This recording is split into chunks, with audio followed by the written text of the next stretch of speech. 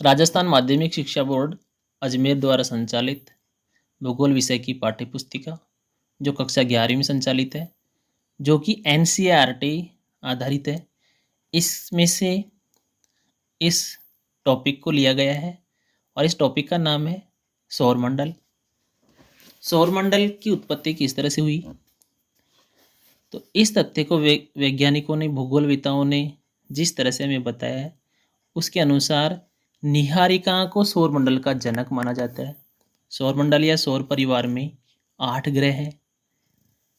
निहारिका, जिसको अंग्रेजी में नेबुला कहते हैं, इस निहारिका के ध्वस्त होने और क्रोड के बनने की शुरुआत आज से लगभग 5 से लेकर 5.6 अरब वर्ष पहले हुई और ग्रह लगभग 4.6 से 4.56 अरब वर्ष पहले बने थे, ऐसा माना जाता है।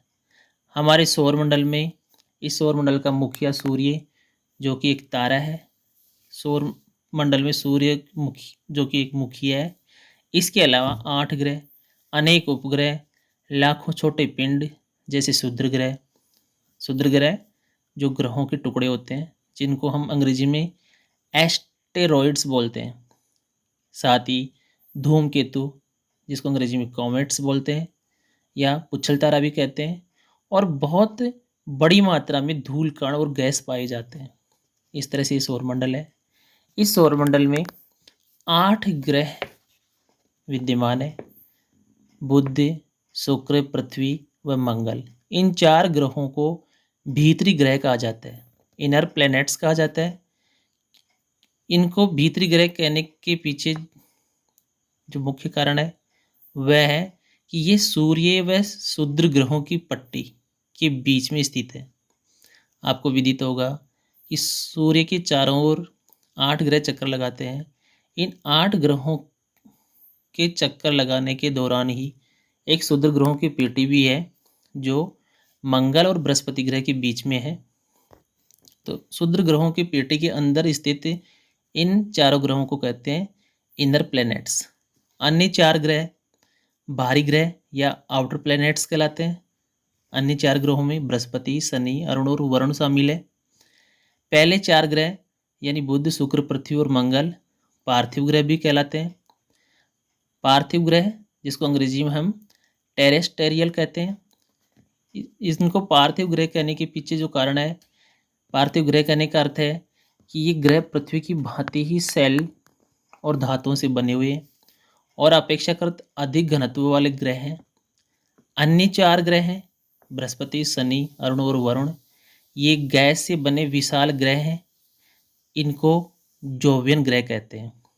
जोवियन का अर्थ होता है बृहस्पति यानी जुपिटर, जो कि बृहस्पति की तरह की संरचना लिए हुए हैं, उनको हम जोवियन ग्रह कहते हैं। 4 है इनकी संख्या। इनमें से अधिकतर पार्थिव ग्रहों से विशाल है। अधिकतर क्या, चारों ग्रह, हम कह सकते हैं कि चारों के चारों ग्रह पार्थिव ग्रहों से बड़े हैं और हाइड्रोजन व हीलियम से बने हुए सघन, हाइड्रोजन और हीलियम गैसों से बने हुए एक सघन इन वायुमंडल है इन पर। इन सभी ग्रहों का निर्माण लगभग 4.6 अरब वर्ष पहले एक ही समय में हुआ था। ऐसा माना जाता है कि 4.6 से लेकर 4.56 अरब वर्षों के दौरान इन सभी ग्रहों का निर्माण हो गया था।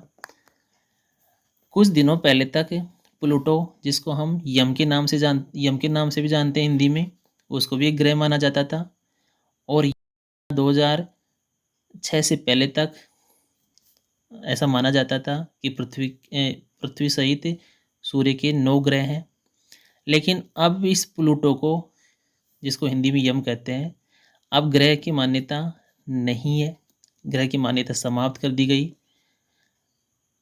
सन 2006 के अगस्त माह में अंतर्राष्ट्रीय खगोलीय संगठन की एक बैठक हुई थी और इस बैठक में निर्णय लिया गया था कि अगस्त 2006 से थोड़े दिन पहले ही एक 10वां ग्रह खोजा गया था। उसकी घोषणा, औपचारिक घोषणा नहीं हुई थी। उसका नाम रखा गया था, एक खगोलीय पिंड था जिसका नाम रखा गया था 2003 UB 313। और इस यम प्लूटो को दोनों को ही बौने ग्रह के रूप में मान्यता दी गई। इस तरह से जहां हमारे पहले सौरमंडल में 9 ग्रह थे और उनको बढ़ाकर 10 ग्रह की घोषणा होने वाली थी, उसके स्थान पर 8 ग्रहों को ही मान्यता दी गई। और वर्तमान समय यानी 2022 के इस सितंबर माह तक सौरमंडल में सूर्य के 8 ग्रह माने जाते हैं। इस तरह से हमने इस टॉपिक में सौरमंडल के बारे में जानकारी प्राप्त की। अगले कुछ वीडियो सीरीज में सौरमंडल सहित ब्रह्मांड का निर्माण, चंद्रमा, पृथ्वी का विकास इत्यादि के बारे में जानकारी प्राप्त करेंगे। तब तक के लिए जय हिंद, जय भारत।